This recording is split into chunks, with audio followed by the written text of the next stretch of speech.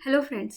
So आपण या व्हिडिओमध्ये आज रचना शरीरमधला आपला जो नेक्स्ट टॉपिक आहे तो म्हणजे मर्मशारीर हे बघणार आहोत. ओके, सो सर्वात आधी चॅनलला सबस्क्राईब करून घ्या, कारण या चॅनलवर तुम्हाला BMS फर्स्ट इयर ते BMS लास्ट इयरपर्यंत सर्व इथे स्टडी मटेरियल आणि ऑनलाईन लेक्चर अवेलेबल असणार आहे.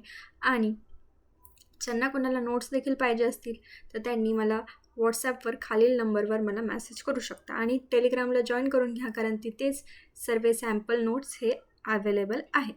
ओके, तर बघा आता मर्म शरीर म्हणजे काय. ओके, सो मर्म आपण जर एक नॉर्मल भाषेत जर समजायचा प्रयत्न केला तर मर्म म्हणजे व्हायटल स्पॉट्स. आपल्या बॉडीमध्ये असे काही व्हायटल स्पॉट्स असतील की जिथे जर आपल्याला आघात झाला, ठीक आहे, जिथे दुखापत झाली तर आपला प्राण जाण्याची म्हणजे आपण मरण्याची शक्यता ही जास्त असते. ठीक आहे, सो हे त्याचं एक बेसिक इंट्रोडक्शन आहे. ओके, सो आता व्याख्या काय आहे ते बघूया.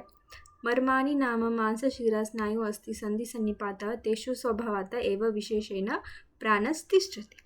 ठीक आहे, म्हणजे काय तर ज्या ठिकाणी मांस, शिरा, स्नायू, अस्थि, संधी यांचा सन्निपात होतो ह्या स्थानास मर्म असे म्हणतात. ठीक आहे, म्हणजे काय तर ज्या ठिकाणी मांस, शिरा, स्नायू, अस्थि, संधी, ठीक आहे, यांचा सन्निपात म्हणजे काय तर एकत्र येणे.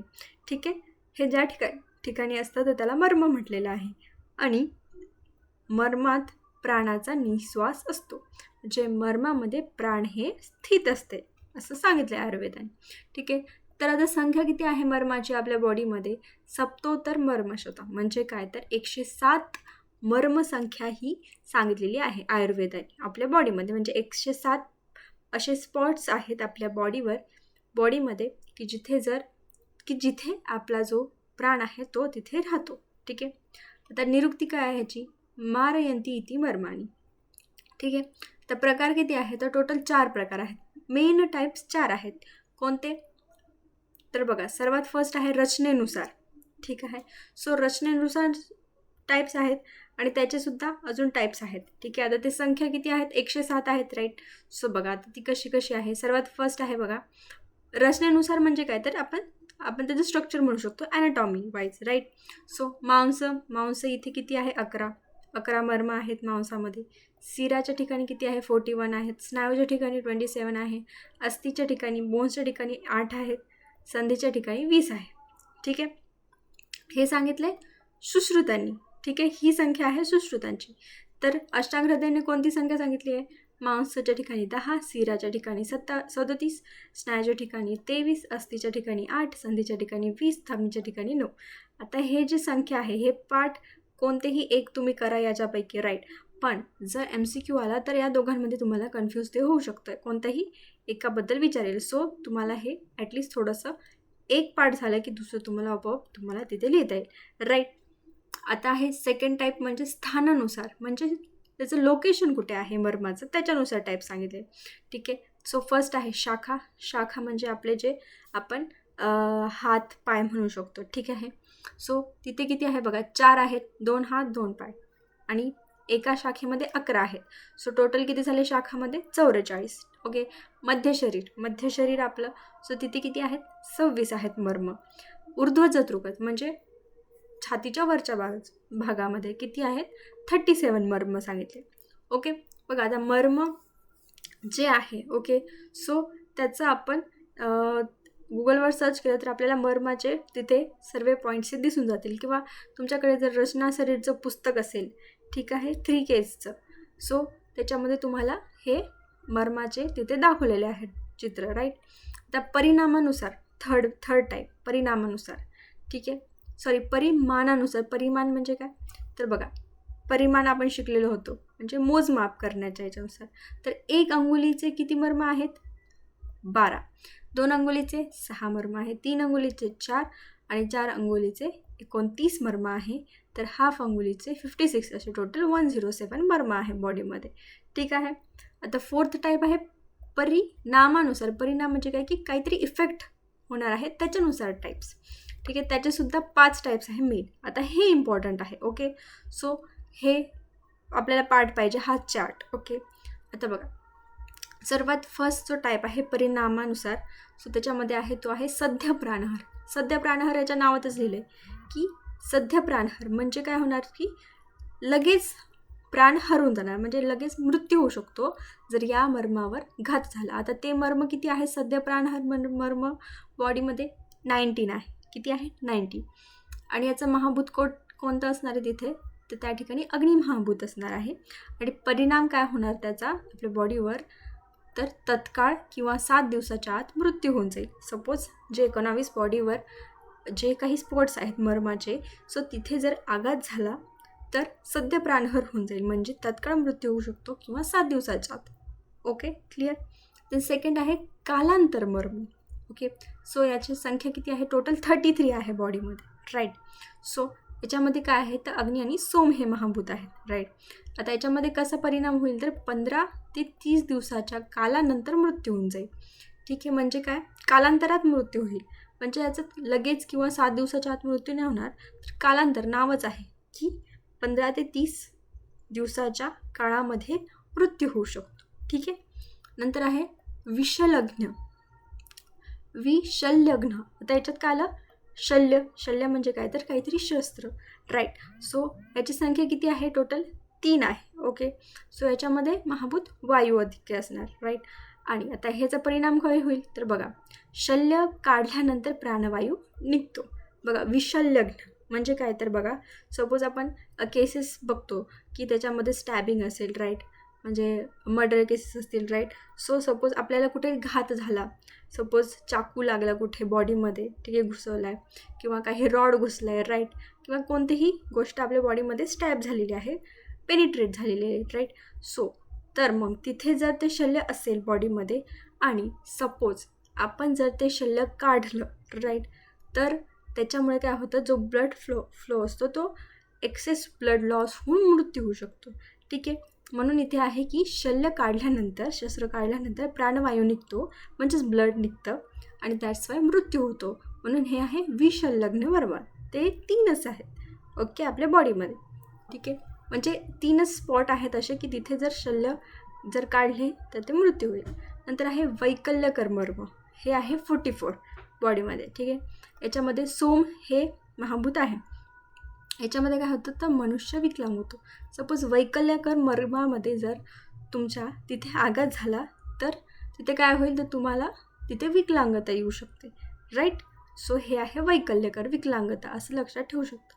नंतर आहे रुजाकर मर्म. तर रुजाकर मर्म किती आहे, टोटल 8 आहेत बॉडीमध्ये, राईट. याच्यामध्ये अग्नी आणि वायूचे अधिक्य आहे. आणि याच्यामध्ये काय होतं, तर तीव्र वेदना उत्पन्न, म्हणजे हे जे 8 मर्म आहे रुजाकर, रुजा म्हणजे काय, तर दाह होणे किंवा आग होणे, वेदना होणे, राईट.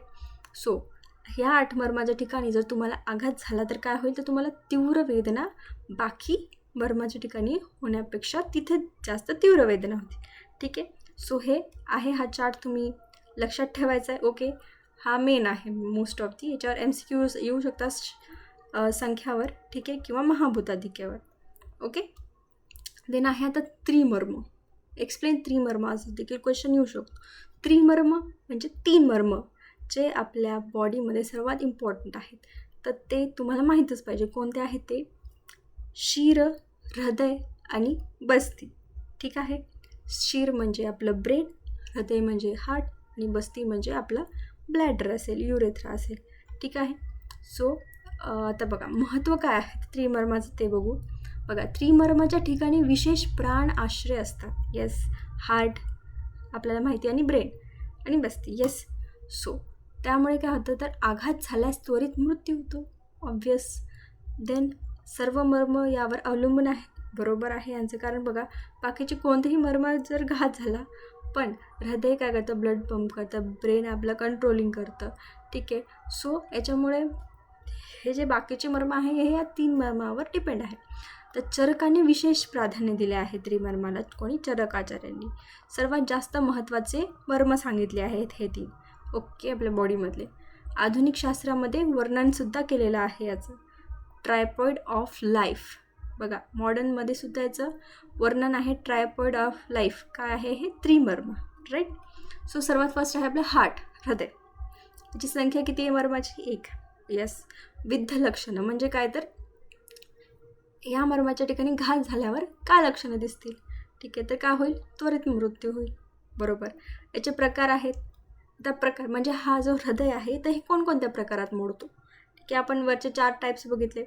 ओके. सो मग हृदय जे आहे हे त्रिमर्मामध्ये येतं, पण वरचे जे 4 टाईप्स होते त्यापैकी हे रचनेनुसार शिरामर्मामध्ये येतं हृदय, परिणामानुसार सद्यप्राणहारमध्ये येतं आणि परिमाणानुसार 4 अंगुलमध्ये. समजलं का?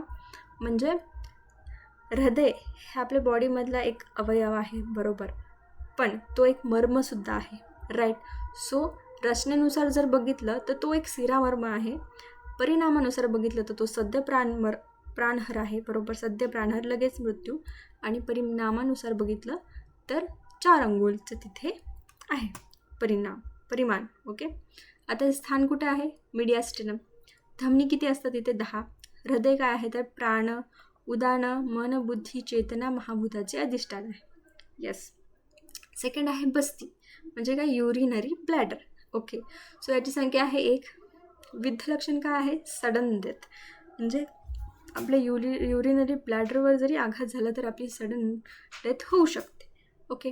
त्याचं स्थान काय आहे? मूत्राशय. येस. प्रकार किती आहेत बघा. प्रकार कसे आहेत? रचनेनुसार हे स्नायूमर्मात येतं, परिणामानुसार हे सद्य प्राणहार मर्मात येतं. येस. सर्व त्रिमर्म सद्य प्राणहार. ठीक आहे. आणि परिमाणानुसार हे 4 अंगुलमध्ये येतं. ओके. आता याचे अधिष्ठान काय आहे? अधिष्ठान इथे कशाचे आहे?